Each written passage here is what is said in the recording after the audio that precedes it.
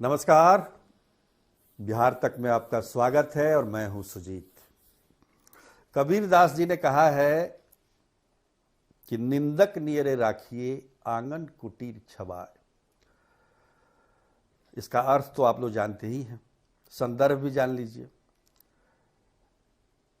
कि अभी जिस प्रकार से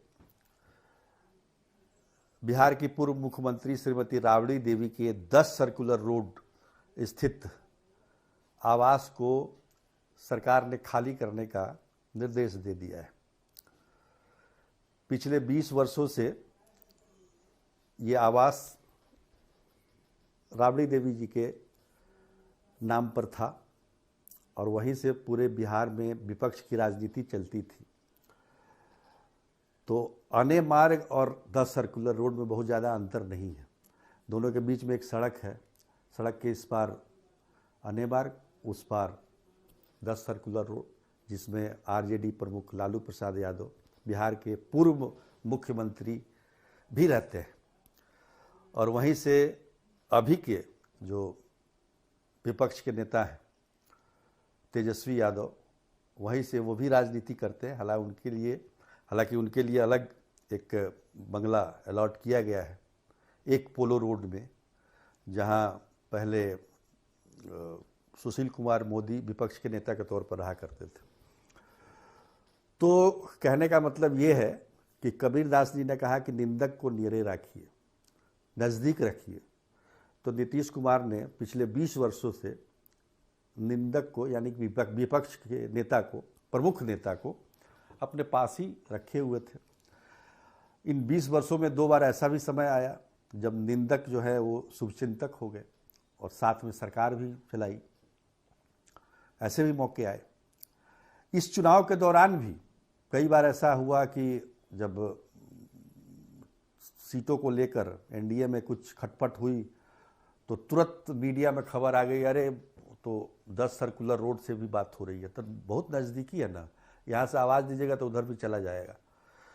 तो अब इसको दूर किया जा रहा है, तो ये तो बड़ा गड़बड़ है भाई। आप इतने दिन से जब रखे हुए थे 20 सालों से, अब हार्डिंग रोड भेजने की क्या जरूरत है?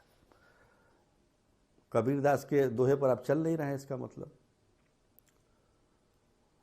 देखिए, जब लालू प्रसाद यादव मुख्यमंत्री बने तो एक अनेक मार्ग में आए।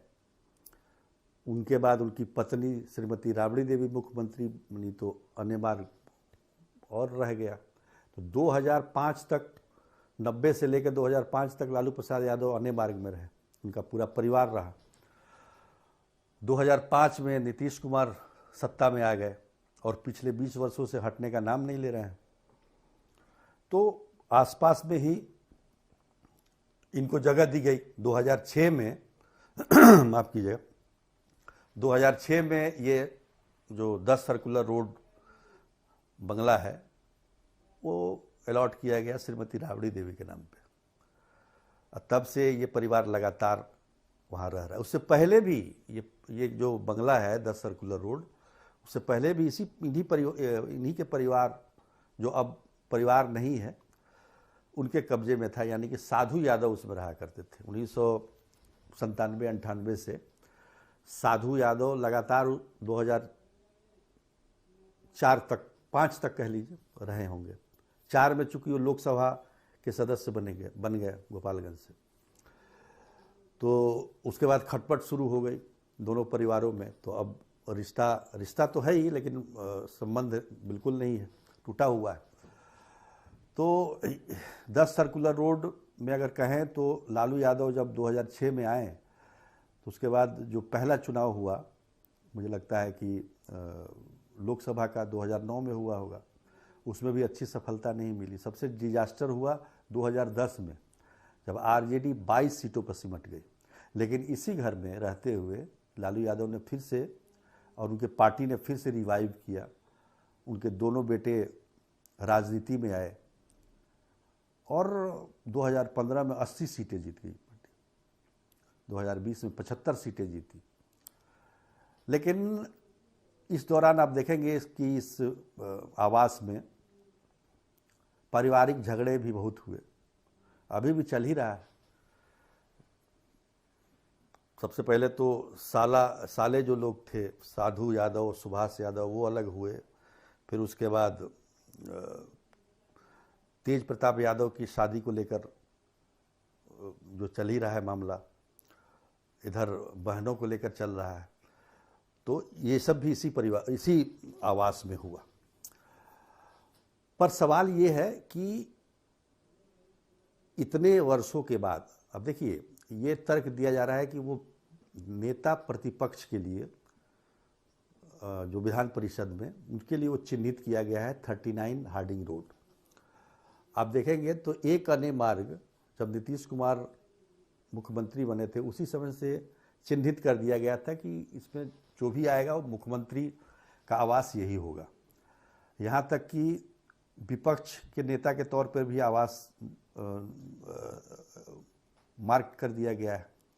डिप्टी सीएम कहाँ रहेंगे वो भी तय है। उसके बाद आप देख लीजिए कि विधानसभा अध्यक्ष किस घर में रहेंगे वो भी पहले से तय किया गया है। इस बार तो इस तरह की व्यवस्था है कि जो नए डुप्लेक्स बने हैं विधायकों के लिए, उसमें पहले ही क्षेत्र का नाम लिखा हुआ है, आपको अब चॉइस नहीं है। उस क्षेत्र के जो भी विधायक होंगे, अभी हैं, इसके बाद होंगे, उसी आवास में रहेंगे। तो इस तरह की व्यवस्था है। तो तर्क ये दिया जा रहा है कि विधान परिषद में जो विपक्ष की नेता होंगी उसके लिए जो है हार्डिंग पार्क, 39 हार्डिंग पार्क को इसके लिए मार्क किया गया है। तो भाई इतने दिन से क्या कर रहे थे, सबका मार्क कर दिए, तो इनका क्यों नहीं किए? जब प्रतिपक्ष के नेता का मार्क है एक पोलो रोड रहेगा, तो विधान परिषद का क्यों नहीं आपने शुरू में किया? तो यही बात है, यही लोग देख रहे हैं परिवर्तन। क्योंकि नीतीश कुमार जब तक थे उन्होंने कभी दूर नहीं जाने दिया निंदक को। लेकिन अब नया, हालांकि निजाम तो वही है, लेकिन कहीं ना कहीं से ये बात जरूर है कि इस तरह के फैसले लिए गए। इस फैसले का अभी कोई मतलब ही नहीं था लेने का।